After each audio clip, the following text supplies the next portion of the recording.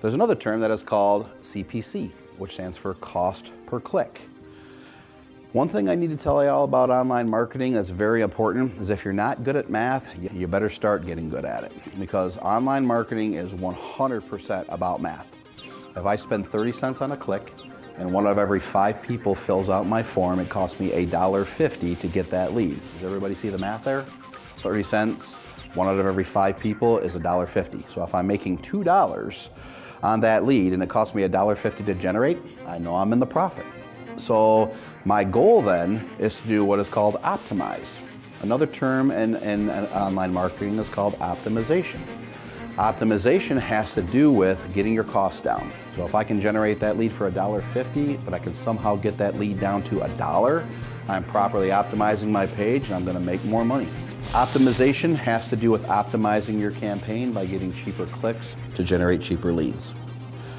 There's another term that's called CPL, which stands for cost per lead. If I'm generating leads for $2 a lead, my cost per lead is $2. If somebody can generate the lead for $1 and I'm paying them $2, they now become what is known as an arbitrage marketer, which we'll talk about in a second. Then there's a term called CPS, which stands for cost per sale. Some people think it stands for Child Protective Services, which it also does. But in the online marketing world, CPS stands for cost per sale. Then there's a very confusing one that stands for CPM. And the M is the Roman numeral for 1,000.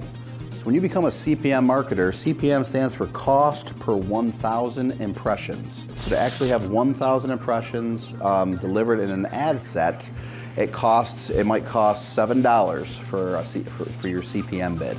To have 1,000 people see your ad, it will cost you $7. So they actually run it as a cost per click, and they sometimes run it as a cost per 1,000 impressions. There's another term called CPI, which stands for cost per install. If you own a phone app and you actually want to have people install your phone app, you would actually run the campaign on a CPI basis. You can run an ad on Google AdWords right now that is a CPI, which is a CPI campaign, which means if you know that the lifetime value of your customer is $5 and you can get an install for $1, then you know that you might make 40 cents your first month, 50 cents your second month, but the lifetime value of that customer might be $5, $10, $1,000. So to get people to download your app is a CPI campaign, or cost per install. And then we're going to talk about keywords. Keywords, like I mentioned before, a keyword is the entire phrase that you type into Google. So if you type in credit repair companies in Grand Rapids, Michigan, that 7-word term is your keyword. So again, the longer the keyword, the more intent the person has to actually buy what they have found. And also, the easier it is to show up. If you look at Joey Matterhorn, our first 3 search results for Joey Matterhorn, why did Joey Matterhorn show up right away? Because it doesn't exist, and it was very easy to create that term over time.